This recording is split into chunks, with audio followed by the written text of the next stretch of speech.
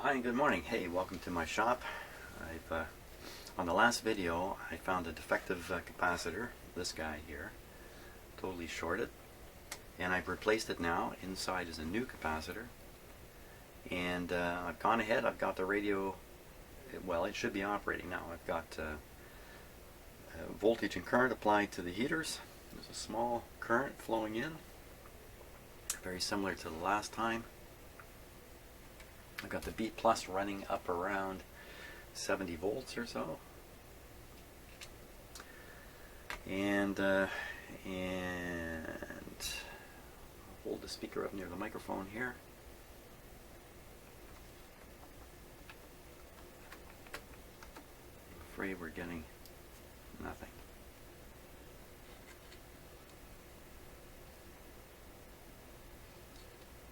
Nothing at all.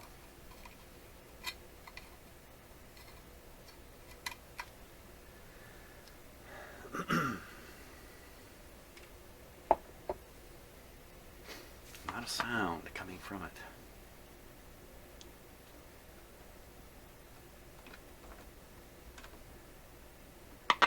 Ho ho! Band change click. There we are, it's finished. Well, that's a big step forward, isn't it?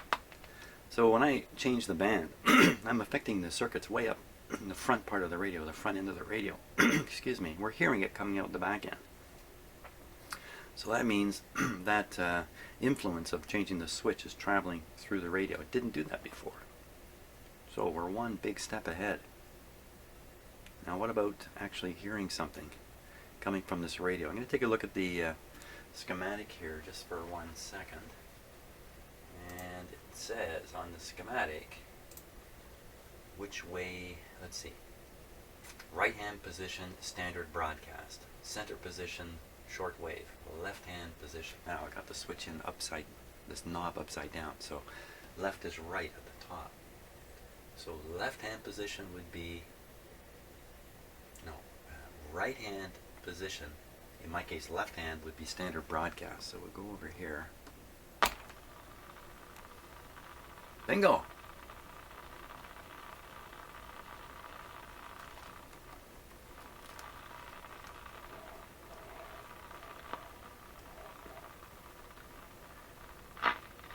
Ha!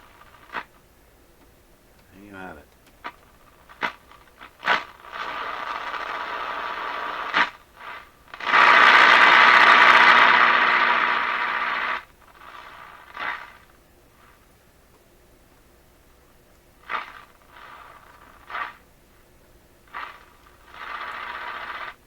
This is the usual noise I pick up in my shop.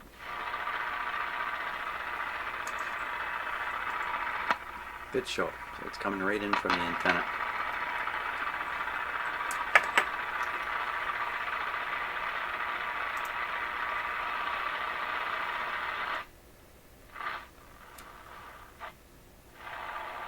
So that was one capacitor pulling down the screen voltage on the output tube, and that was enough to silence the radio completely.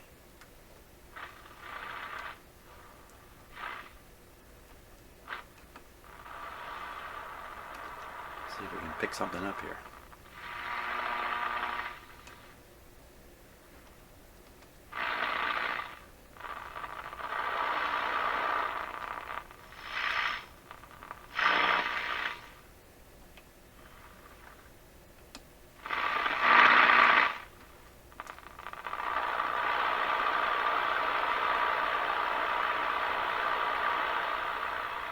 Nothing coming in, but that's not unusual.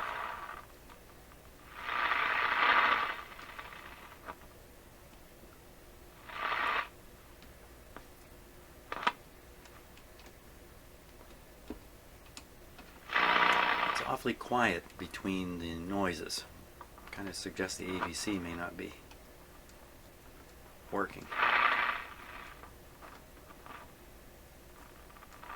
Just going up through the band again. Oh, wrong way.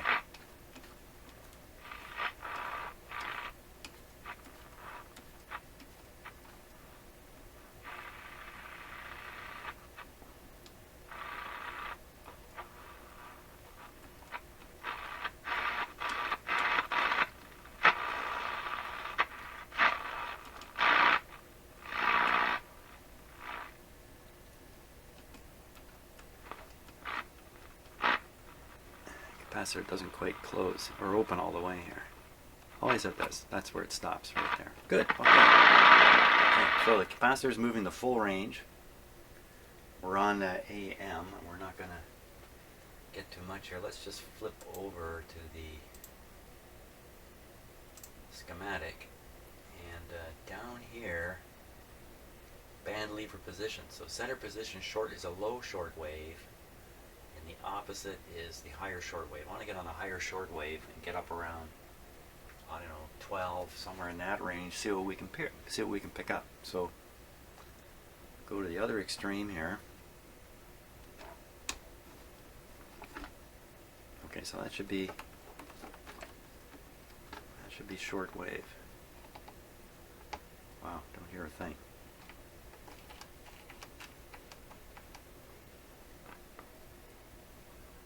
Okay, so I'm on the antenna input. That's resistor. Let's go more directly here. I hear something now. Okay, let's tune away. Video disaster there. I forgot to switch my camera off the schematic, so I managed to tune most of the way through the short wave band.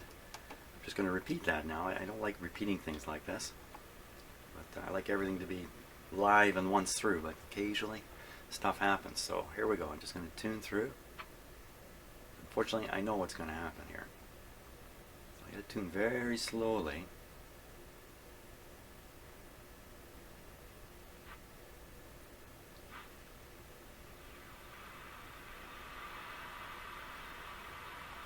That's full volume. Here's the tone control. So that's takes out some of the highs. That's why the hiss kind of disappeared. Either that or the line control's a little bit wonky here.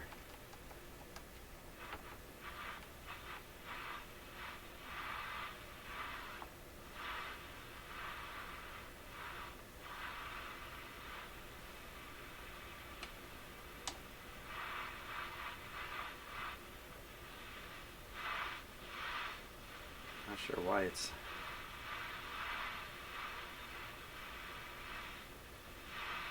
that little switch plate may be moving slightly.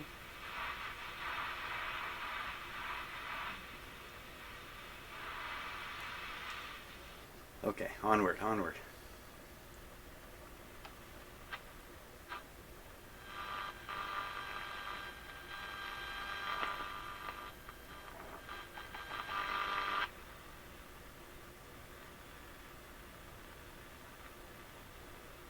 So what I'm anxious here is to pick up at least one station. That gives absolutely positive proof that the radio is actually working. It may not be working well, but it's working. You have to go very slow with a radio like this. It's tuning a large number of frequencies very quickly as you turn this knob. So it's real easy to turn it quickly, like you would a regular AM radio, and go right past stuff. You can see it's ridiculously slow the way I'm turning this. Or it may seem ridiculously slow.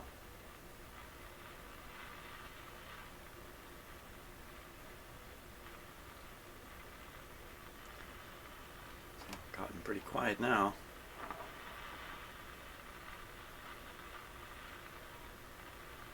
The sun's activity level is very low. It's been low for a while now, a few weeks. There are a couple of big sunspots on the front of it, I think right now. So get a little bit stronger solar wind to charge up the Earth's atmosphere a bit. Change the change short wave. Wow, this is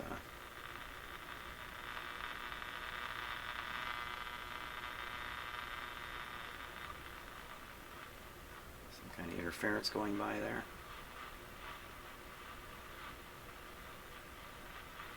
Come on, little radio. Oh! And he says, Francis talks about not to just lick our wounds and stay there. We believe there is a if we could just take a step towards Him, we can just open up the door a little bit to Him in our life and start to experience that healing, that better way. You know, He has a beautiful reading. Religious broadcaster out of the United States, I'm sure. Did we get anything else? We're at 8:30 in the morning here. I might still get some interesting stuff.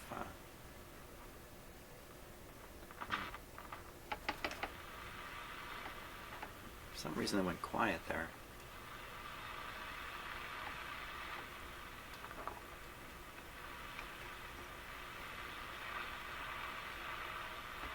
It could even be the proximity to this power supply here that can be having an effect on it.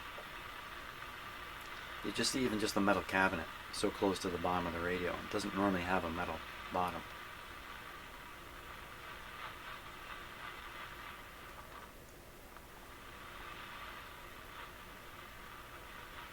On the other hand, I've only changed one capacitor. And you know, there's more similar capacitors in there. They all got to be changed out. But I think, you know, that might be why the volume is so weak. I have the volume up full here. We're not hearing very much. Oh.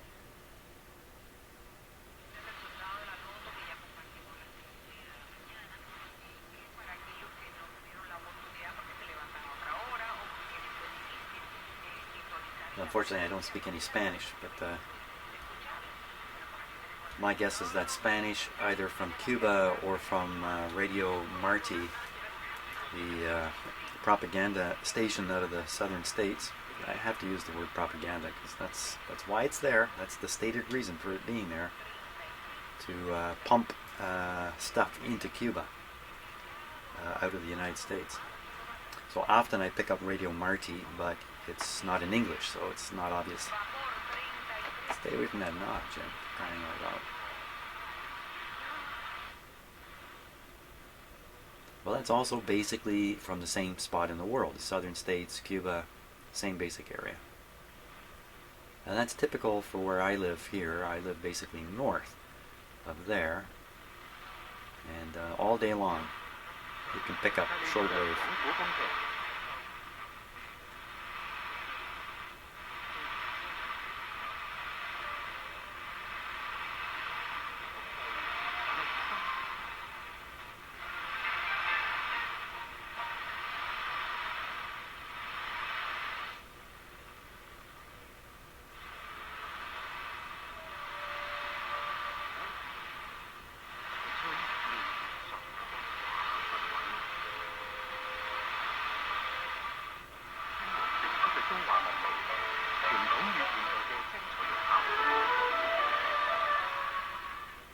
Sounds like Radio China to me. It's fading in and out. That's different than what you're hearing from the southern states. It's not fading so much.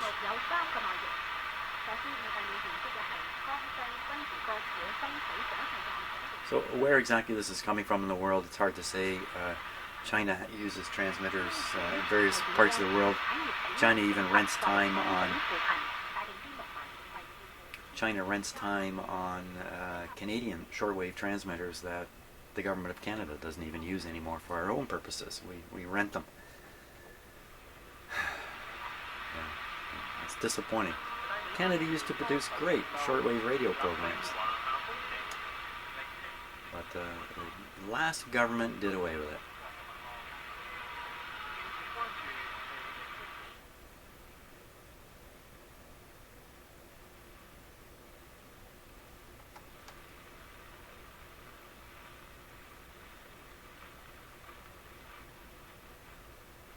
I'm not sure if I'm going up in frequency or down. You'd think I'd know the rule by now. If you're closing the tuning capacitor, you're going up or down in frequency.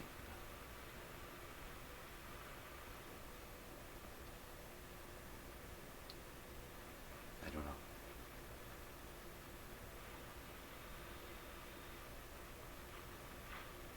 Must be just about at the end. Oh, a little bit more to go. We're going down in frequency.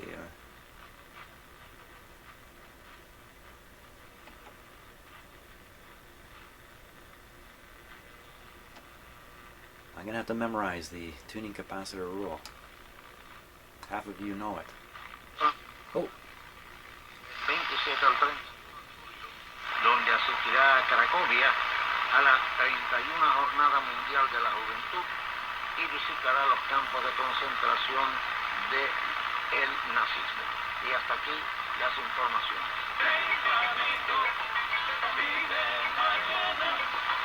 Para informar y alegrar a la familia cubana.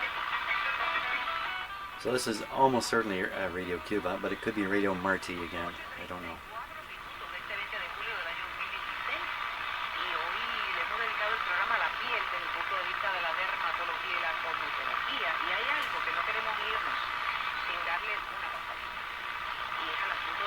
Los hongos en la piel que pueden aparecer por diversas causas. Son miles de las causas, pero también hay muchos tratamientos que se pueden usar. Sí, son molestos y We'd have to listen until they identify themselves, so we're not going to do that. Although I have an easy way to figure out what frequency the radio is actually tuned to, and that's using my signal generator to beat a signal against the one I'm receiving. Then I can just read it right on my frequency counter here. That's how I typically tune these radios when I want to do precise tuning. Like my big Hammerland radio, if I want to precisely know where it's tuned, the only way is to do something like that, because the dial is hopeless.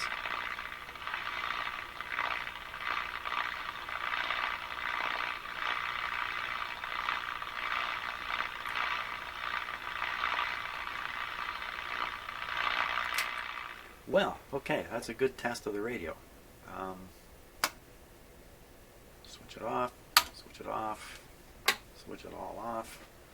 Yeah, that's a really good test. Wow, okay. I could leave it as it is. But I think it might be better, assuming this guy is representative of what's going on in this radio. And there has been some evidence of moisture here and there. Then if this guy is a sick puppy, probably these other ones are sick puppies. And these ones are known for being bad, at least the type of capacitor, maybe not this particular brand, but the type of capacitor, that's the plastic molded capacitor. 1, 2, 3, 4 of them. 5, 6 capacitors, so that's not too much to change out. So I think what I'm going to do, let's see, to make this kind of interesting, I think I'll take a look at what these two are doing. I see they're going to ground, same as the one I replaced. They're probably serving the same basic purpose too. So we'll take a look on the schematic, find these two, replace these two, test out the radio again and see what happens. These guys are, that's one of the IF transformers there. This guy's hooked up to the IF tube, so IF tube, and this is the first IF transformer. So somewhere in there we should find some capacitors. So let's go hunting on the schematic here.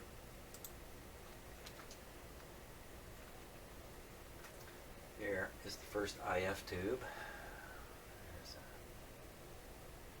a C2000 Pico, that's a little small. That's on the volume control. Well, here's one. Now, the one I changed is this one. So that guy's gone on the screen here. So here's another screen. Here's another one right here. And he's hooked up right to the tube. And then there was another one hooked up directly to this coil. It had to be this one. C20 is on that. 100. That's 100 picofarads there. There must be another.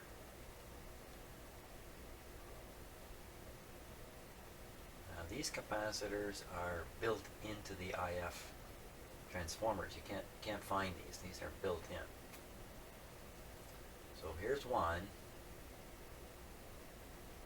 This has to be the other one, C2100. Unless unless it's this one. Maybe. Okay, back to the radio here. Let's pop one of those out.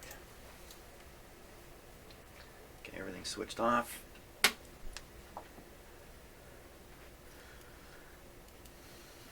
So here's the one that goes to the tube. Here's the one that's going to the IF. Look, it goes to a terminal that has a 1.5, I think that's a 15 meg ohm resistor there. Terminal with a 15 meg ohm resistor. Okay, I'm too curious. Let's go take another look. 15 meg ohm. There. Okay, it's not. Oh, there it is. That's the guy. Okay, so that guy and this guy are the two I'm going to change. Now, what's this one doing? This one is. Oh, right. What am I? Okay, so the whole time I've been standing there looking at this, I'm thinking the radio feeds from right to left for some reason. I don't know why. It's left to right. So this is the first IF. So this is where that capacitor is, and there's a terminal with it on it. There it is, no doubt about it. So a couple .05s. Now this guy's job is to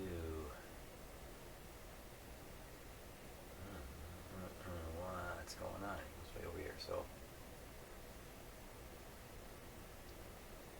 well, I'm not absolutely sure what this guy's job is. Let's see, it's going up here into the grid.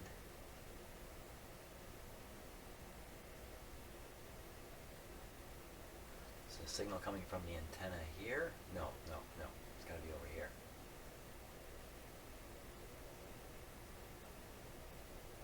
Don't know exactly what's going on here. Don't know what's going on with this wire going back over here.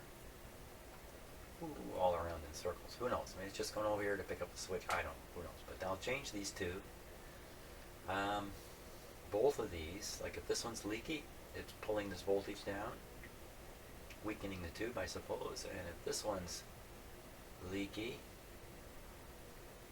I don't know what it would do. A big resistor here. I don't know. Let's change it out. Enough pondering. Well, let's see what actually happens. So I'll go ahead and change those.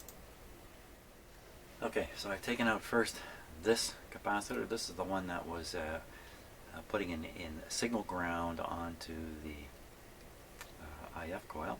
What we're going to do is we're going to stick it in the tester and see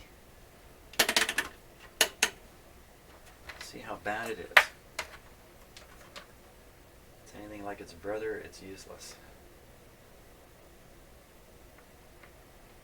Okay, you can see the magic eye coming on. That might be a little hard to see in the camera view, but the gap is at the bottom. We're all set. Here we go. Leakage test. 25 volts. Leaking like a sieve. This ain't no capacitor. This is now a resistor.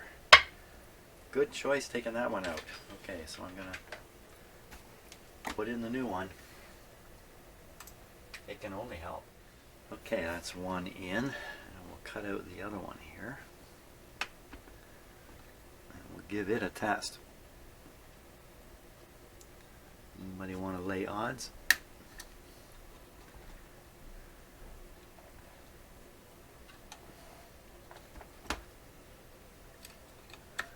Lay odds I can cut the right part out here.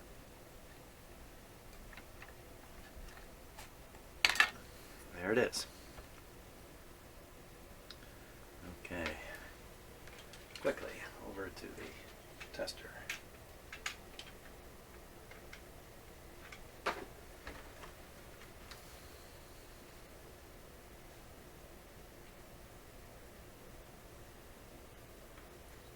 Okay. There we go, 25 volts. It's a piece of crap. Piece of crap. Okay, so now we know the truth about those particular guys. The plastimol, what's it called? I've seen these before.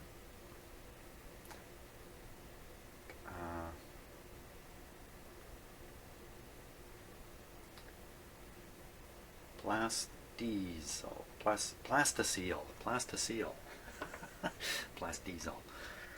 Plasticel. So we'll put in the next capacitor there, and then it's time to give it another test. Okay, so now we've got 3 new capacitors. These are the 2 I just put in. Give it another try. I won't tune the entire band. I'll just try to pick up some of those stations I picked up earlier and see if they sound any different. It's not a very scientific approach here. Okay, so that knob didn't get touched.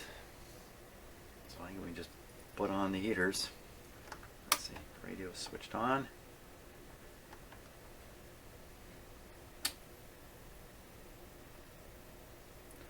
On with the heaters. It's a very low current drain, but then it's a battery operated radio.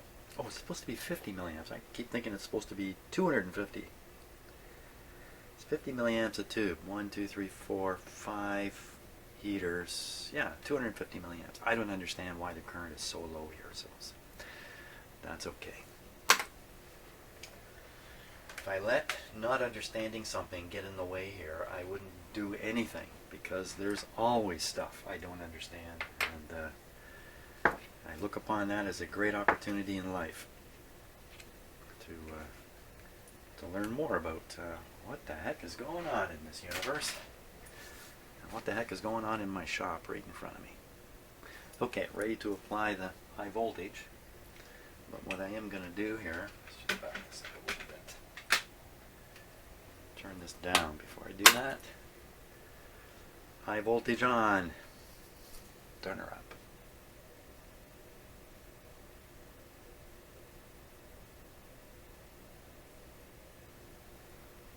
Okay, Mr. Radio. Well, okay, so the noise level sounds the same at this point. Let's tune a little bit. It's back here somewhere. I picked up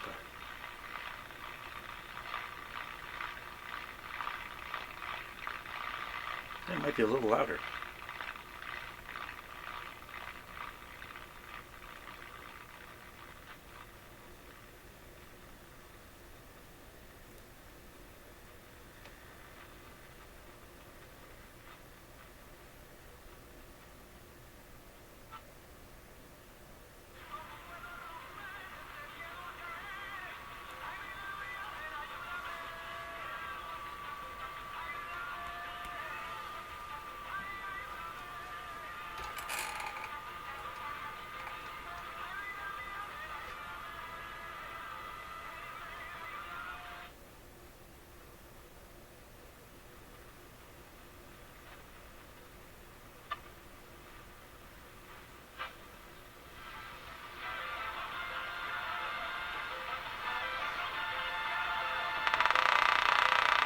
Oh, what's that?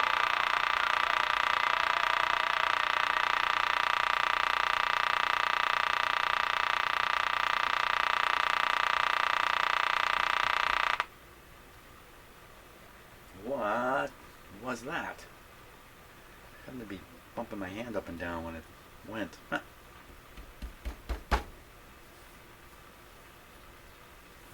Okay, I have no idea what that was. Something outside my house entirely, maybe.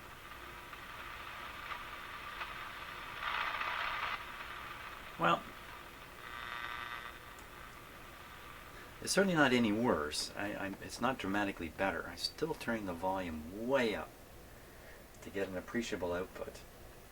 You know, that's not necessarily due to poor or weak components in the radio. That could be a number of these tubes could be causing that. Oh, so here's a good demonstration chance here.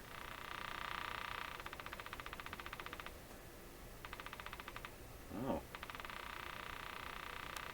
That's more likely coming from this radio itself.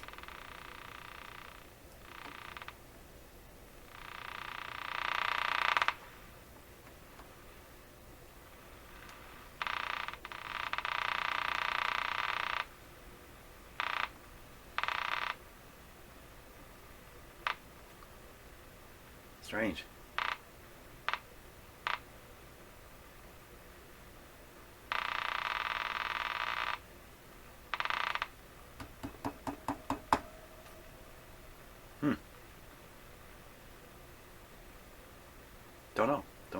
is. And there was something I was just going to demonstrate and I forgot what I was going to do.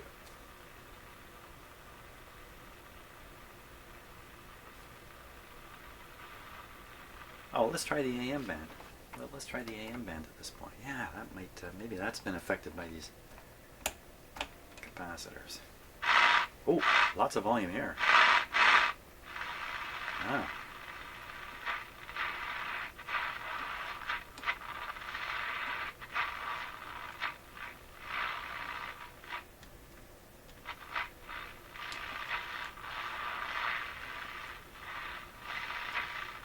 Now, you know, I do not have a ground connected.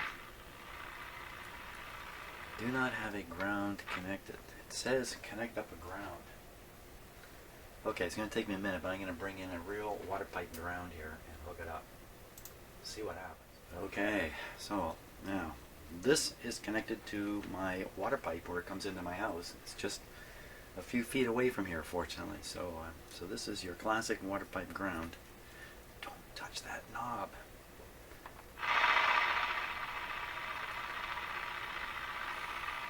Now I've got some equipment connected here.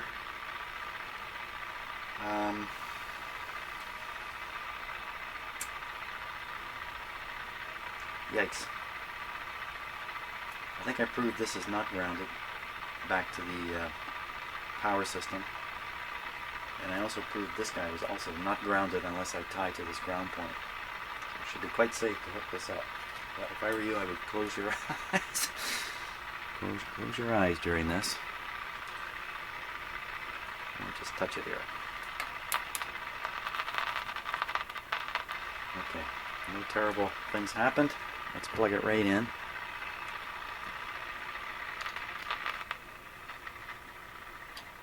Okay, we now have a proper ground connected. Notice the radio got a little quieter.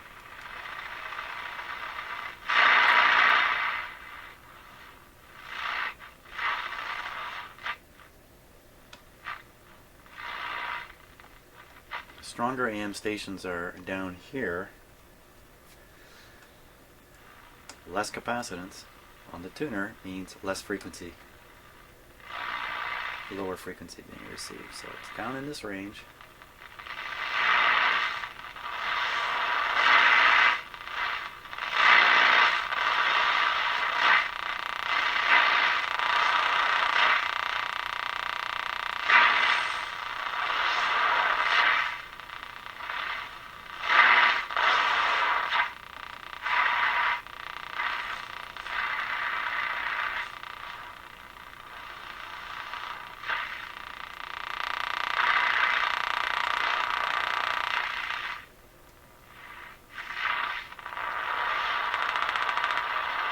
That ticking is coming from the radio, I'm pretty sure. It just seems to be too dependent on what I'm doing with these controls and a little bit random at the same time. Notice the reception's just plummeted here.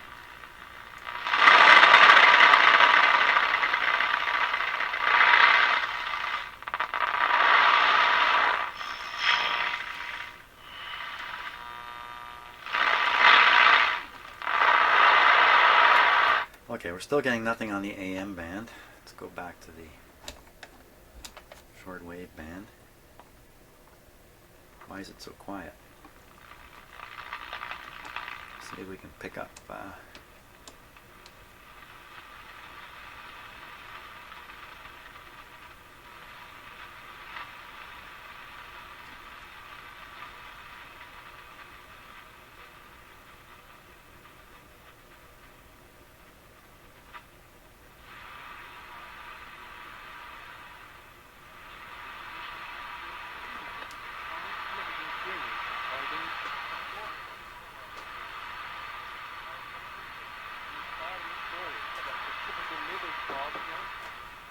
Okay, we'll pull out that ground connection.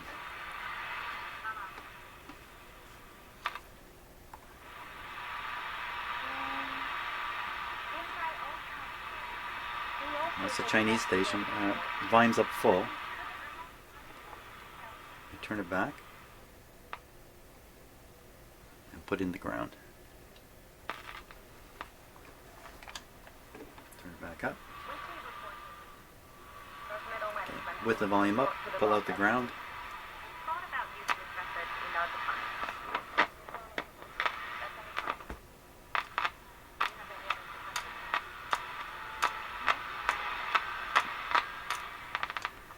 Well, I don't see that it has any positive effect at all.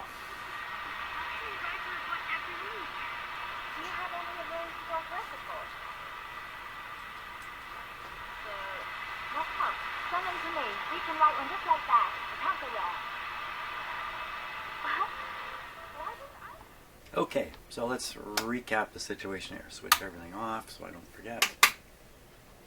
Changed one capacitor, brought the radio back to life, correcting the, and I haven't checked it yet, but we have to assume it corrected the screen voltage on the output tube. After that, found two more similar capacitors. Here they are over here. Okay, suspicious guys because his brother was bad. These two turned out to be just as bad. Replaced both of those, but I haven't seen really any beneficial effect just yet. But yeah. Okay, a little knock upon my door there. I had to answer the phone. Now, I was recapping this, just about finished. So what's left? Well, what's left? Still, the audio is a little low. It's not too bad now. I still have all these molded capacitors. I think they got to go at this point. I don't think I should leave them in here. We'll certainly take one out and test it, and we can kind of judge from there, but I really think it makes sense to change them all. Even though the radio is working, we may see a little bit of a boost in the output. Most of those capacitors seem to be in the audio circuitry. And in particular, there's one there that, well, let's take a peek at the schematic here. Peeking at the schematic. So we're looking here at how the bias voltage is developed. -5. So they're pulling a little trick here where the negative lead coming from the battery, instead of going straight to the chassis, has this resistor here. And what that does is it makes, if you consider this to be 0 volts, this will look like it's -5 volts below. It's a little trick that's done in the power supply, and it explains this big capacitor here to make sure there's nothing on this wire, because it's going right to the grid of the output tube. So any little noise or static or anything at all on this wire is going to come screaming out of this tube, out of this speaker. So that's what the big capacitor is doing, as I would understand it. So it's the trick. There is no cathode resistor, there is no cathode biasing here or anywhere in this radio. So the question would be, what's that big fat ugly capacitor doing? Where is it? Maybe that's it. Maybe that's it. Not very big. That's a teeny tiny one. I don't know. Somewhere is a big one. Somewhere in here. Anyway, it doesn't really matter. We're going to go ahead and replace them. Maybe it's this one down here. I don't know. I'll replace the. I really would want to figure out where that big one is, and do that one separately. I think. Generally speaking, it's a very simple rule. If it's a big value component, it's probably doing a big job. That's not, that's a weak rule of thumb. But in terms of capacitors, the bigger the capacitor, generally, the bigger the job it's doing, the more important it is. Again, it's just a rule of thumb. And then we got all this alignment to do. And at that point, it should be a real happy camper. Oh, great, a string diagram to help me stick the pointer on. Now they don't show where the pointer goes. Oh, a nice string, double string diagram. Wow, a diagram in 2 angles. Great stuff. Okay, but I don't have to replace the string, luckily. The string is good. Okay, that's great. So next time, we'll work on those capacitors, see if the radio gets any better, and then from there, it's alignment time, and we're done. Fantastic. Fantastic. Thank you so much for watching and commenting. Hey, I found a little bit of time here and there to read and write back on a few comments here and there. So thank you so much. Thank you so much. Hey, have a great day. I plan to. We'll see you on the next video. Ciao.